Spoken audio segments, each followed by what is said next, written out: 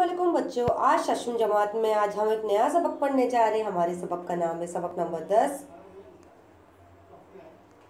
घड़ी। इसके मुसन्निफ है आसिफ फरकी।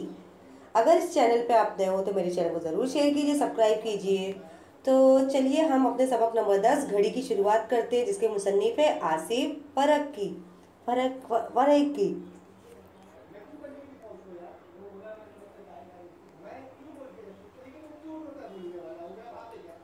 पहली बात, इन तस्वीरों में तीन मुख्तलिफ जगहों पर सूरज देखकर आप अंदाज़ा हो गया होगा कि पहली बात, इन तस्वीरों में तीन मुख्तलिफ जगहों पर सूरज देखकर आपको अंदाज़ा हो गया होगा कि नंबर एक, दाएं तरफ की तो सूरज किस इशारा दे रहा है। और बच्चों, आज हम सबक नंबर 10 पढ़ने जा रहे हैं। सबक नंबर 10 हमारा है घड़ी। बच्चों, घड़ी हम अपने सबक नंबर 10 की शुरुआत करते हैं, जिसका नाम है घड़ी। घड़ी देखो बच्चों, आज हमारी ज़िंदगी में हमारी जिसकी जो वैल्यू है, जिसकी कदर करनी चाहिए, वो हमारे लिए वक्त। तो पहले के ज़माने में ऐसी घड़ी ऐसे आलात दस्तियाब नहीं थे, तो लोग घड़ी ऐसी बनाते थे। लोग किसी और चीज़ों से घड़ी बनाते थे, मतलब उनको कैसा मौसम देख के टाइम बताते थे कि अभी शाम हो गई है, सुबह हो गई, अभी दोपहर है, अभी रात है। तो वो मतलब मौसम का जैसे जैसे मौसम चेंज होता था वो ऐसे ऐसे वक्त बताते थे। तो घड़ी पुराने ज़माने में लोग कैसे इस्तेमाल करते थे, आइए हम इस तस्वीर में इस सबक में पढ़ेंगे। पहली बात, इन तस्वीरों में तीन मुख्तलिफ जगहों पर सूरज देखकर आपको अंदाज़ा हो गया होगा। नंबर एक, दाएं तरफ का सूरज किस इशारा दे रहा है। आप देख सकते हो दाएं तरफ का सूरज किस तरफ इशारा दे रहा है,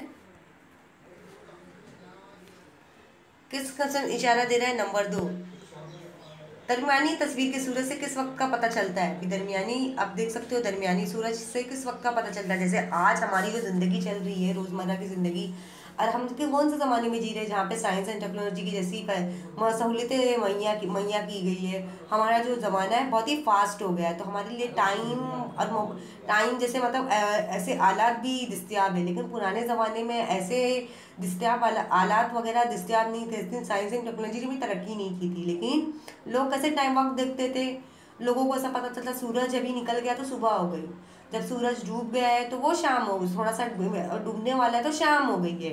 अब पूरा डूब गया है तो क्या हो गई, जब तो बहुत तेज जैसे सुबह सूरज निकलता है, उगता है, तुलू होता है मशरिक की जानिब से, तब उन्हें लगता था कि सुबह हो गई है। बहुत तेज धूप होने लगती तो उस वक्त को वो दोपहर कहते थे। और जब सूरज मगरिब के जानिब डूबने लगता है, अब हल्की हल्का सूरज डूबने वाला ही रहता है कि तो बस हल्का हल्का हमें जो नज़ारा नज़र आता है हम उसे शाम कहते हैं। और जब सूरज पूरी तरह मगरिब से की जानिब से पूरा मुकम्मल तौर पे डूब जाता है, तो उस नज़ारे को हम क्या बोलते हैं, तब हमारे आसपास माहौल में अंधेरा छा जाता है, उस नज़ारे को हम रात बोलते हैं। तो आप यहाँ पे आप सूरज की तस्वीर देख सकते हो, दाएं तरफ की सूरज किस तरफ इशारा दे रहा है, और दरमियानी तरफ तस्वीर में सूरज किस वक्त का पता चलता है, हम देखेंगे। बाएं तरफ का सूरज किस किस्म का इशारा दे रहा है, बाएं तरफ का किस किस्म का सूरज इशारा दे रहा है, ये तस्वीरें बताती है। बाएं तरफ का सूरज किस किस्म का इशारा दे रहा है, बाएं तरफ का सूरज किस किस्म का इशारा दे रहा है। ये तस्वीरें बताती है कि पुराने वक्तों में दिन के वक्त का तय्युन कैसे जाता था। इस तरह रात का वक्त मालूम करने के लिए सितारों की चाल का सहारा लिया जाता था। ऐसे ही यहाँ पे जैसे पहले पुराने ज़माने में ऐसे आलात दस्तियाब नहीं थे, तो लोग वक्त का कैसे अंदाज़ा पता लगाते थे कि दिन है कि सुबह, शाम है कि रात की क्या है, मतलब उन्हें कैसा पता चलता था। लोग कैसे अपने वक्त का पता लगाते थे कि कब सुबह होगी, कब शाम होगी, कब दोपहर होगी, कब रात होगी। जैसे जब सुबह सूरज निकलता था उस दिन को हम क्या बोलते थे, जब सूरज जैसे मशरिक की जानिब तुलू होता था उस नज़ारे को हम दिन कहते थे। और जब सूरज बहुत तेज़ धूप में आ जाता था, दरमियान में आ जाता था, उस दौरान बहुत तेज़ धूप होने लगती थी, उस नज़ारे को हम क्या बोलते, तेज़ धूप हो रही है, बहुत दोपहर के वक्त बोलते, इसको दोपहर का वक्त बोलेंगे। अब धीरे धीरे सूरज क्या ढलने वाला है, ढलने वाला मतलब पूरी तरह डूबा नहीं है, तो उस नज़ारे को हम क्या बोलेंगे, शाम बोलेंगे। अब जब सूरज पूरी तरह मुकम्मल तौर पे डूब जाता है मगरिब की जानिब, तो हमारे आसपास का जो चारों तरफ का माहौल अंधेरा हो जाता है। और जब तक हम रात, इसे कैसे बोलेंगे, जब तक हमें चांद, जब तक हमें तारे, बेशुमार तारे आसमान पर नजर ना आए, तारों की झुलमिल तारों का चमचमाते चमचमाते तारे, जब तक हमें बादलों में चमकते हुए नजर ना आए, चांद ना नजर आए, तब हमें यकीन ही नहीं होता कि रात होगी। वक्त को नापने के लिए हम घड़ी का इस्तेमाल करते हैं। जैसे आज हमें वक्त को नापना है, कितना बज गया, 1 बज गया कि 2 बज गया कि 3 बज गया कि 4 बज गया। हमारा एक टाइम एक ऐसा है, आज के ज़माने में हमारे पास एक ऐसा एक टाइम आ गया है।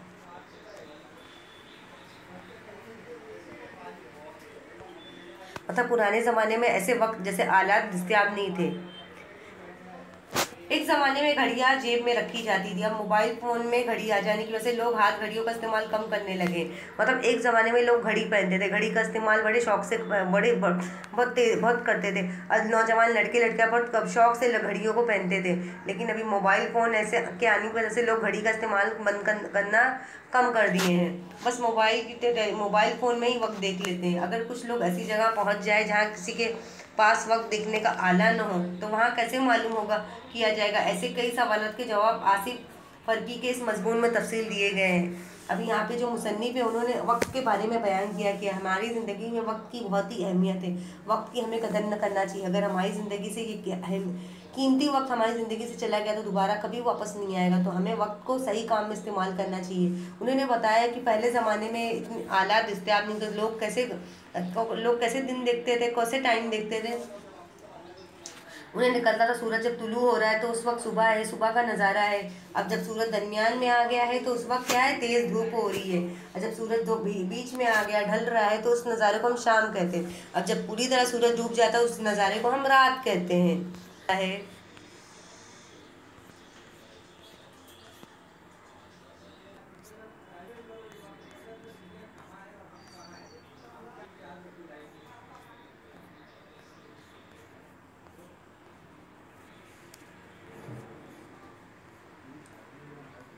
तो मुसन्निफ ने यहाँ पे इस सबक में वक्त के बारे में बताया कि हमें वक्त कैसे देखना है।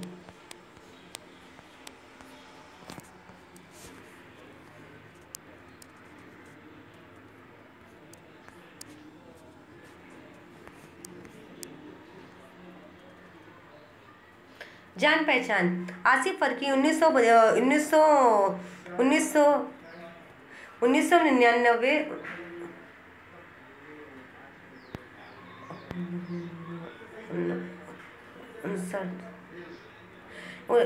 जान पहचान आसिफ फरकी 1959 में कराची में पैदा हुए। अभी यहाँ पे आसिफ फरकी है, वो पाकिस्तान मुल्क से ताल्लुक़ रखते थे, तो कराची में 1959 में पैदा हुए।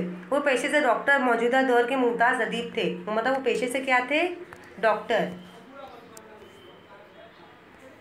पेशे से डॉक्टर थे।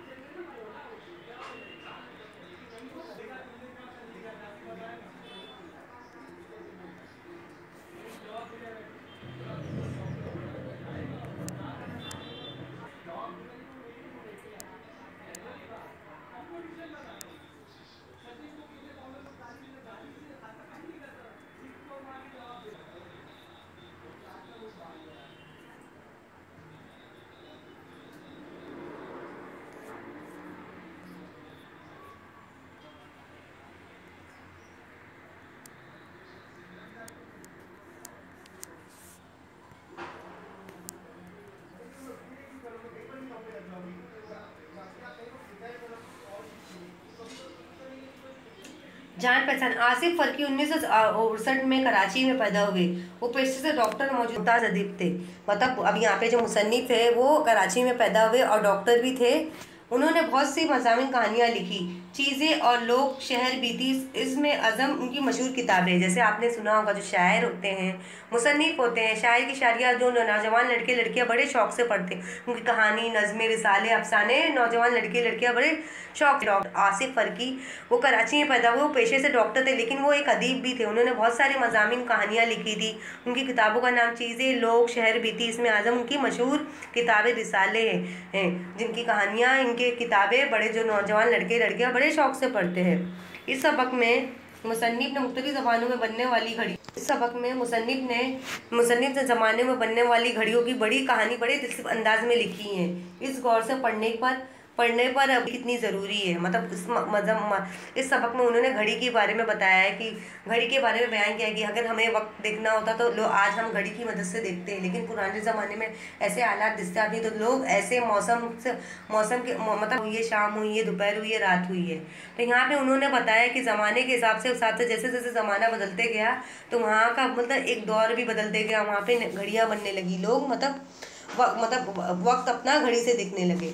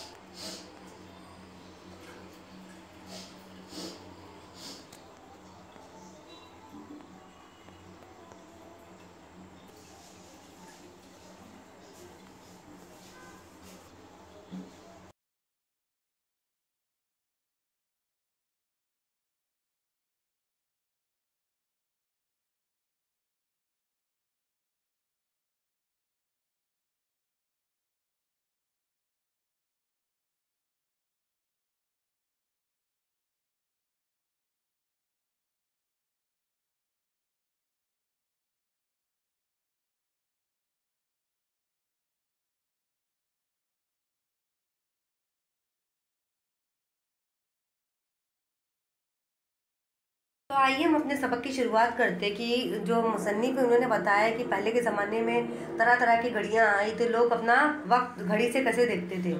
एक वक्त ऐसा था, इंसान सिर्फ शिकार और पनाहगाहों की तलाश में रहा करता था। मतलब बहुत पुराने ज़माने की बात है, जब हमारी साइंस एंड टेक्नोलॉजी इतनी तरक्की नहीं की थी, मतलब इतने हम फैसिलिटी में नहीं रहा, इतने इतनी सहूलतों में इतनी सहूलतें हमें मुहैया नहीं करी गई थी। एक वक्त ऐसा था, इंसान सिर्फ शिकार पनाहगाहों की तलाश कर रहा करता था। मतलब ज़माने में इंसान शिकार और पनाहगाहों की तलाश में रहा करता था। इतना शिकार करता था कि पेट भर जाए, ऐसी जगह रहा जहाँ हिफाजत से रात गुजर जाए। मतलब इंसान को बस इतनी फिक्र रहती थी कि कब मैं शिकार करूँ, तब जाके मेरा पेट भर जाए, कब मुझे ऐसी जगह मिल जाए जहाँ पे मैं आराम कर लूँ। लेकिन जब वो मकाम पर बस गया, उसने काम काज शुरू कर दिया, तो वक्त की पैमाइश ज़रूरी हो गई।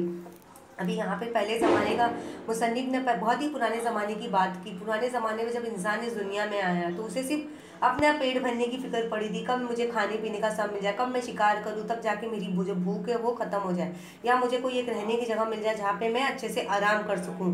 लेकिन जब दिन ब दिन इंसान के काम में तरक्की होने लगी, तो उसे उसके वक्त की कमी महसूस होने लगी। वक्त रात दिन में तो तकसीम था, अब दिन को पहरों घंटों में तकसीम करने की ज़रूरत पड़ गई। अभी यहाँ पे जब इंसान दुनिया में आया, तो उसे सिर्फ अपने शिकार की फिक्र होती थी, कब मुझे मेरा शिकार मिले, कब मैं पेट भर के खाना खाऊंगा, कब मुझे रहने की जगह मिलेगी, तब जाके आराम करूंगा। लेकिन इंसान जब ज़मीन पे आया, तो उसने धीरे धीरे काम करना शुरू किया। जब उसने काम करना शुरू किया, तो उसकी ज़िंदगी में बदलाव आने लगा। उसके वक्त की कमी महसूस होने लगी, उसे वक्त बहुत ही कीमती लगने लगा। उसने बोला कि मुझे वक्त को दोपहर घंटों में तकसीम कर देना चाहिए। वक्त का सबसे बड़ा पैमाना तो सूरज था। वक्त का सबसे बड़ा पैमाना कौन था? सूरज। दिन ढलने, वक्त गुजरने का सब इस बात से रखा जाता था कि सूरज कहाँ पर है। वक्त को नापने के लिए पहली घड़ी भी सूरज के लिहाज से बनाई गई। अभी यहाँ पे जब इंसान ने दिन ब दिन यहाँ पे जब ज़मीन पे आया, उसने पहले सोचा कि पहले मैं अपना पेट भर के खाना खा लूँ, शिकार ढूंढ लूँ, और मुझे या कोई रहने की जगह मिल जाए, बस इतना इतनी मुझे सहूलतें मुहैया कर दीजिए। लेकिन जब वो दिन ब दिन तरक्की करने लगा, तो उससे वक्त की कदर होने लगी, कि उसने सोचा कि मुझे सिर्फ मुझे दिन की शुरुआत सूरज से करनी चाहिए। मेरा जो वक्त का सबसे बड़ा पैमाना क्या होगा, सूरज होगा। सूरज से मेरे दिन की शुरुआत होगी, फिर दिन ढलेगा, वक्त गुजरेगा, उसका हिसाब इस बात से रखा जाएगा सूरज कहाँ पर है। वक्त को नापने के लिए पहली घड़ी भी सूरज के लिहाज से मानी गई, मतलब वक्त को नापने के लिए पहली घड़ी सूरज के हिसाब से बनाई गई। ये धूप घड़ी घंटों का हिसाब रखती थी, साए के लिहाज से वक्त बताती थी। मतलब ये धूप घड़ी घंटों का हिसाब रखती थी, कब कितने घंटे इसमें होंगे, कितने साए हुए, घंटे भरते साए ये धूप घड़ी घंटों का हिसाब रखती, साए के लिहाज से वक्त बताती। घटते बढ़ते साए के हिसाब से वक्त बताने वाली धूप घड़ी के साथ मुश्किल ही थी कि रात के वक्त ये बेकार हो जाती है। अभी यहाँ पे जो घड़ी एक इंसान ने बनाया था, तो वो सारे वक्त के घंटों का रिकॉर्ड रखती थी, जो भी साए वगैरह रहते थे सबका रिकॉर्ड अपने अंदर रखती थी। लेकिन उसने रात का वक्त नहीं बताया था, रात का वक्त का सिस्टम नहीं बनाया गया था। जिन दिनों बादलों की वजह से सूरज ना दिखाई देती तो धूप घड़ी भी रुक जाती थी। जिस दिन बादलों की वजह से सूरज ना दिखाई दे, जिस दिन ज़्यादा बादल गहरा है तो उस दिन सूरज दिखाई ना दे, तो उस वक्त घड़ी रुक जाती थी। पुराने ज़माने की घड़ी कैसा होती थी, इसलिए लोगों ने वक्त की पैमाइश के दूसरे तरीके ढूंढना शुरू कर दिया कि अभी हमें वक्त को कैसा नापा जाए, कैसी इसकी पैमाइश की जाए। कदीम यूनान रोम में आबी घड़ी बहुत मकबूल थी। जैसे कदीम ज़माने में, पुराने ज़माने में आबी घड़ी बहुत मकबूल थी। आबी घड़ी का लोग तेज़ी से इस्तेमाल कर रहे थे। ये घड़ी क्या है, एक बर्तन था, पानी के नानन भरकर उसमें एक कटोरा रख देते, जिसकी पेमिंदी में एक बहुत छोटा सा सुराख था। पानी इस सुराख से आहिस्ता आहिस्ता कटोरे में चढ़ता रहता। जब कटोरा भर कर डूब जाता तो लोग समझते कि 1 घंटा पूरा हो गया। मतलब लोग वक्त को नापने के लिए कैसे कौन कौन से तौर तरीके अपनाते थे। यहाँ पे जैसे पहले ज़माने में घंटा नापने के लिए उन्हें क्या किया जाता था, एक ऐसा आलात बनाया था जो एक धूप घड़ी का हिसाब रखेगी। मतलब जितने भी साए आएंगे, जितने भी घंटे आएंगे, वो इस घड़ी में उसका हिसाब जो रहेगा वो रिकॉर्ड हुआ रहेगा। फिर बाद में यहाँ पे घंटा नापने के लिए उन्होंने कदीम ज़माने में क्या बनाया था, एक बर्तन में पानी रखा था और एक कटोरी रखा था। कटोरी के नानन एक कटोरा रख दिया था, जिसकी पेमन में एक छोटा सा सुराख, एक होल कर दिया था। उस सुराख में उस कटोरी को पानी के अंदर डाल दिया।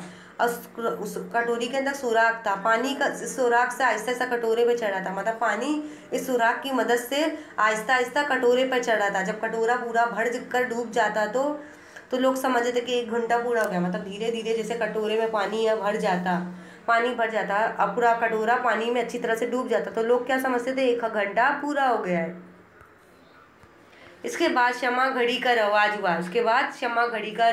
शमा घड़ी का बंदोबस्त किया गया। ये मोमबत्ती भी थी जिस पर मखलूफ फासले पर निशानात लगाते थे। एक निशान से दूसरे निशान तक शमा की पिघलने का मतलब था कि 1 घंटा गज क्या, यानी मोमबत्ती का जलना पिघलना वक्त के गुजारे को जाहिर करता है। मतलब लोगों ने मोमबत्ती शमा जलाना शुरू कर दी कि जैसे मोमबत्ती की शमा एक निशाने से दूसरे निशाने से पिघल जाएगी, तो हमें लगेगा कि एक मोमबत्ती का पिघलना जलना हमारा मतलब 1 घंटा मुकम्मल हो गया है। इससे ज़्यादा सस्ता काबिल एतमाद जरिया रेत की घड़ी थी। मतलब सबसे ज़्यादा इससे क्या, रेत की घड़ी थी। आप रेत की घड़ी देख सकते हो, जिससे हमारा वक्त पूरा हो जाता था। ये घड़ी शीशे की एक मुल्की थी, जो दरमियान से इतनी पतली होती कि वो दो हिस्सों में बटी हुई नजर आती। ऊपर के हिस्से में रेत भरी होती थी, नीचे के गिरती रहती। ऊपर हिस्से के बिल्कुल खाली होकर निचले हिस्से के भर जाने पर पूरा घंटा लगता था। जब घंटा पूरा हो जाता तो ऊपर की तमाम रेतें नीचे पहुंच जाती, तो रेत घड़ी को उल्टा कर लिया जाता, रेत का गिरना दोबारा शुरू हो जाता। अब यहाँ पे लोगों हो जाता। रेत घड़ी का रिवाज इस वक्त हुआ जब कुलपुर्जों की बनी हुई घड़ियाँ आम हो गई। मतलब यहाँ पे कुलपुर्जों की बनी हुई घड़ियाँ आम हो गई। मतलब यहाँ पे उन्होंने एक रेत घड़ी बनाई थी। मतलब उसको रेत को मतलब धीरे धीरे रेत गिरते रहेगी। जब ये रेत पूरी गिर जाएगी, समझो हमारा 1 घंटा पूरा हो गया। फिर से वापस से ऐसा रख के ऐसे वक्त को नापते थे, ऐसे वक्त को मेजर करते थे। ऐसी घड़ियों के आम होने पर बहुत वक्त लगा। एक अरसे तक उन्हें अजूबा समझा जाता रहा। खलीफा हारून रशीद ने फ्रांस के बादशाह शारलेमन को तोहफे में बहुत खूबसूरत घड़ी भेजी।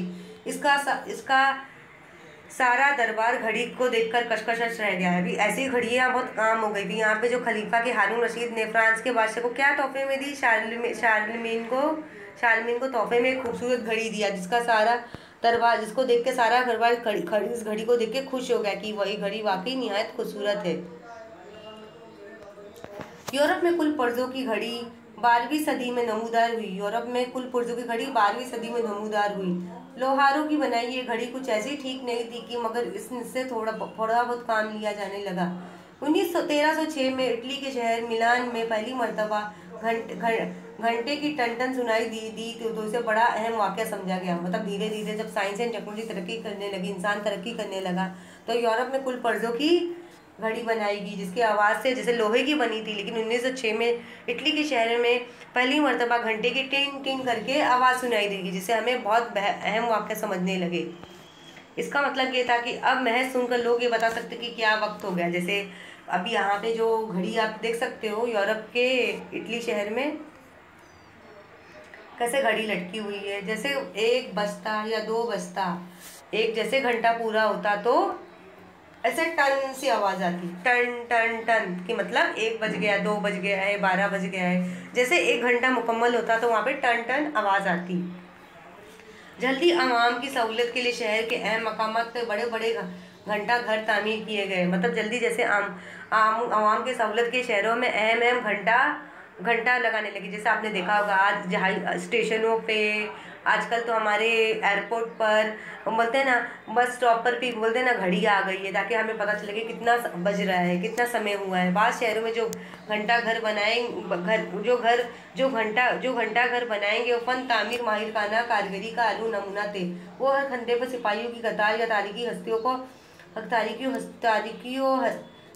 हस्तियों का शीवा निकाल कर बताती कि घंटा पूरा हो गया। जैसे घंटा पूरा होता था तो आवाज़ आती थी टन टन, 1 बज गया, 2 बज गया, तो टन टन आवाज़ आती थी।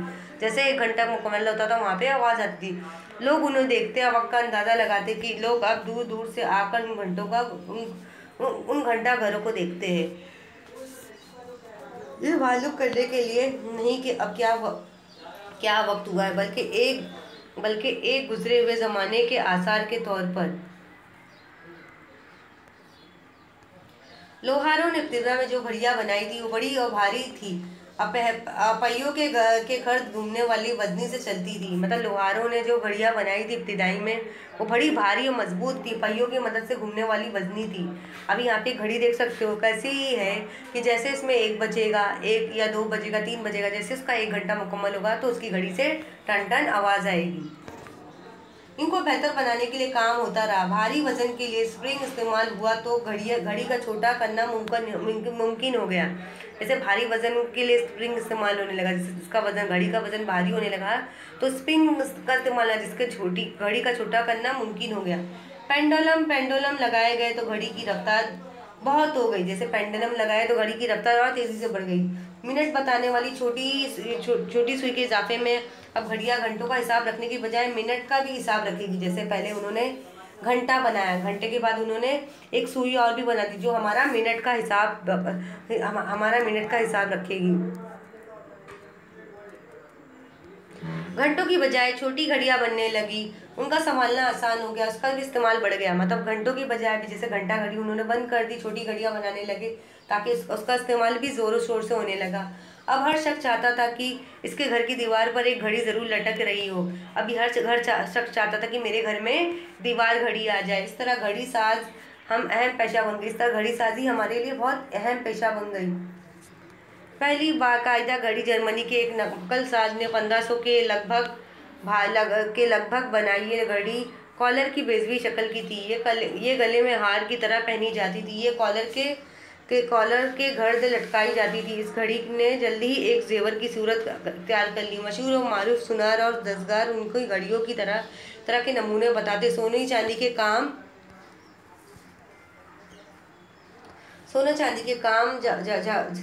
के काम जौहर बढ़ाते। ये घड़ी क्या थी कि फन पारा। ऐसी घड़ी को मालूम होना बड़ी बात थी कि जिन लोगों की तबीयत में दिखावा होता या एक ही वक्त में कई घड़ियां पहनते। घड़ी अलग अलग शक्ल की होती मगर उन सब का वक्त तो एक ही होता है। अभी यहाँ पे आपने देखा लोग बड़ी घड़ी से घंटे वाली घड़ी के बदले के बजाय लोग छोटी घड़ियों का इस्तेमाल तेजी से करने लगे, उससे जिससे उनको वक्त देखने में काफ़ी आसानी हुई। उन्होंने देखा कि मशहूर मारूफ सुनार भी घड़ी को घड़ी सोने की घड़ी बना रहे, चांदी की घड़ी बना रहे, एक फन पारा बना लिया, जिससे उनकी तिब्बत का, जैसे घड़ियाँ तो बहुत सारी होती है लेकिन हर घड़ी का वक्त तो सेम ही होता है। भले हम कितनी भी घड़ी बना ले, सोने की बना ले, चांदी की बना ले, लोहे की बना ले, तांबे की बना ले, लेकिन हर घड़ी का वक्त सेम होता है। एक घड़ी बनाने के लिए एक माहिर हुनरमंद कारीगर तो बहुत दरकार होता है। अभी एक घड़ी बनाने के लिए एक माहिर हुनरमंद कारीगर की बहुत ज़रूरत होती है। तब सनती तरक्की की बात पर यह मुमकिन हुआ था कि इतनी कीमत घड़ियाँ बनने लगी है कि आम आदमी की दस्तरस में हो। मतलब इतने विवाद में हमारी साइंस एंड टेक्नोलॉजी इतनी तरक्की की, लोग घड़ी बनाना तेज़ी से शुरू कर दिए कि एक आम आदमी की भी दस्तरस में हो। घड़ी जेवर की बजाय ज़रूरत की चीज़ बन गई, मगर फिर भी घड़ी बहुत कीमती मिलकर समझी जाती थी। अभी घड़ी जेवर सोना चांदी की बजाय एक कीमती ज़रूरत चीज़ें बन गई, जिसको लोग उसकी बहुत कदर करने लगे। सोने की जंजीर से लटकी हुई डिबिया की तरह खिलने वाली, चाबी से चलने वाली जैसी घड़ियाँ आपसे थोड़े अरसे पहले तक आला लिबास का हिस्सा भी समझाती थी। अभी घड़ियाँ बहुत कीमती हो गई, लोग उसमें सोने चांदी लगाने लगे। लोग घड़ियों का इस्तेमाल तेज़ी से करने लगे।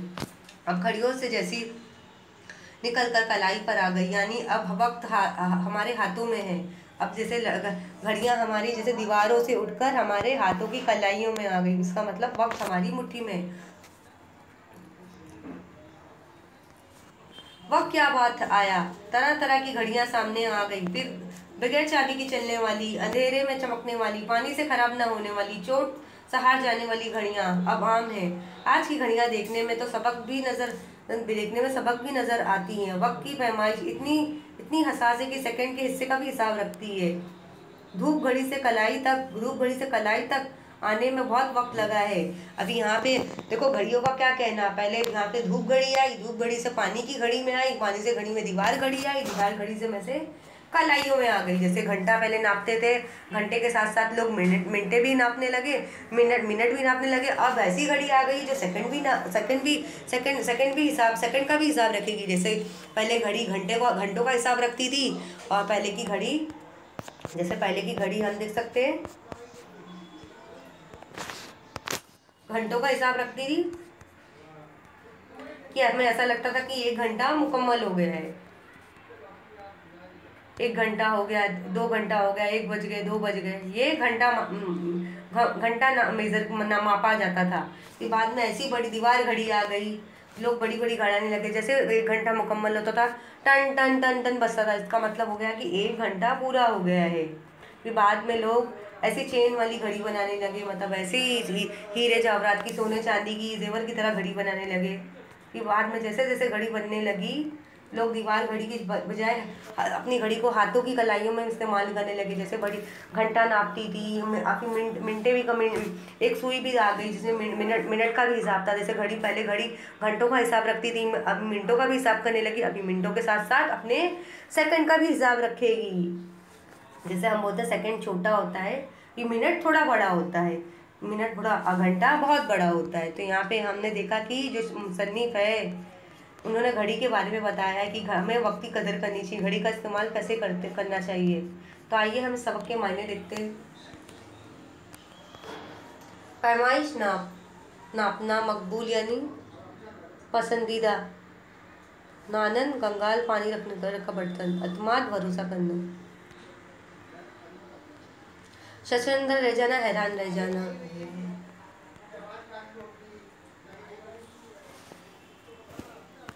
शबिया सूरत, शक्ल, पंडोलम रकास, दस्तकार हुनरमंद, फन पारा हुनर का उम्दा नमूना, दस्तस पहुँच,